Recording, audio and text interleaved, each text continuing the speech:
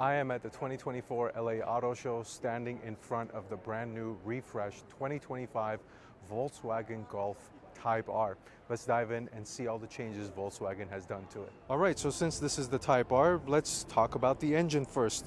This is a 2-liter turbocharged 4-cylinder and it gets a 13 horsepower and 15 pound-feet of torque bump for the 2025 model year, bringing the total up to 328 horsepower and 310 pounds-feet of torque.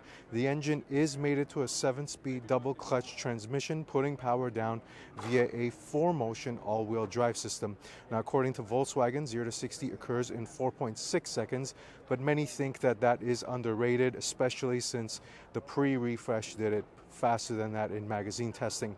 The unfortunate news is that the 6-speed manual is now gone. Very sad. Another one bites the dust, boys and girls. But hey, it is what it is. The Type R's dual clutch, the Volkswagen dual clutch, is still very good. Now the exterior, and much like all Golfs for the 2025 model year, the Type R also gets a revised front fascia with revised headlights. So this is inspiration from some of their other ID products, and this light bar that goes across is standard on all Golf models. I do like the new headlight design. It's pretty cool, and it makes the front end of the Golf in general and the Type R pretty striking. Now coming down to the bottom area here, the front bumper, this is kind of the same as the pre-refresh, but there are some minor tweaks and revisions to freshen it up. Moving to the side, the profile of the Golf is still here, but the new thing for this 2025 model year and the Type R specifically are these wheels. Really sharp looking wheels. There's a silver and gunmetal finish around the wheel. It's not coming through in the video, but in person it does have somewhat of a metallic flake to it. These gray portions inside of the wheel face, and overall it's a very sharp looking wheel, and with this blue color paint and the blue caliper and the Type R insignia, it looks really sweet. Out back, the taillights have also been revised and look really sharp. They've kind of got like this dot matrix look to them, but still understated, contemporary, and simple, I would say. The back end of it looks pretty mature. Really, the only tell sign are these exhaust tips or the exhaust setup. There's 4 quad tips set up here, dual exit on each side with an aggressive diffuser. Volkswagen says there is an option for a titanium exhaust Akrapovic. I would be interested to see what that sounds like and looks like, but I can tell you if these are the stock ones, they look pretty cool and give the back of the Type R a pretty aggressive look, but still understated and simple. All right, now let's look at the trunk, because people are going to buy this and drive them on a daily basis. No power lift gate, manual operation, and there's 20 cubic feet of space in the back of the Golf, which carries on into the Type R.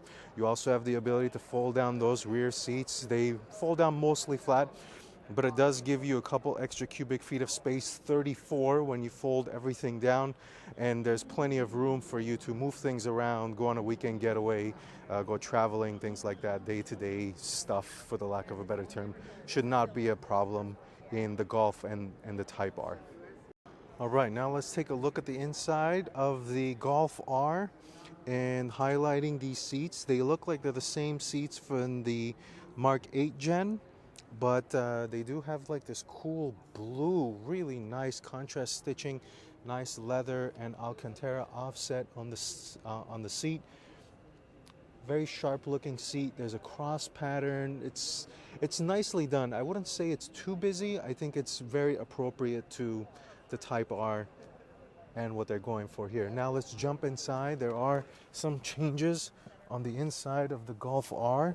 So the screen is a 12.9 inch screen. Unfortunately, it's off here. I'll just show you a clip of it when I was in the Golf, the Golf GTI that is. and it's a really nice screen. It's a touch screen. It has Volkswagen's latest infotainment software, and it's pretty easy to use. If you didn't want to mess with it, you can run Android Auto and Apple CarPlay. And there's a massive simplification of the center section here. There are still some buttons, but most of the settings and the functions have pretty much been moved to the screen.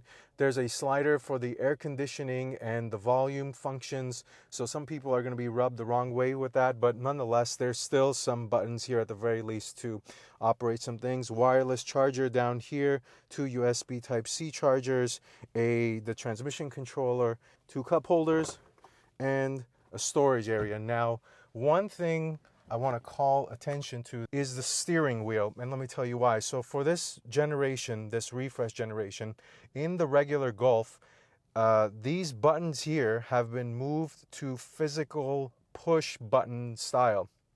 But in the R, they remain this haptic feedback type of touch sensitive button.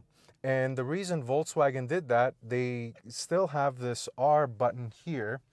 And this is unique, obviously, to this trim level. And they weren't able to convert this setup into the button setup in time, at least. That's what I understand. So they just left it this way. It's to be seen if they change it in the updated or maybe in the subsequent model years. And let me turn this around and give you a perspective of how I fit in the Type R. I'm 5'11", I fit just fine. Headroom is good, leg room is plentiful. Somebody much taller than I am is gonna fit in here just fine. The seat itself, even though it is the aggressive R seat, it's still comfortable to sit in. It is nicely cushioned, so day-to-day drivability is not going to be an issue in here.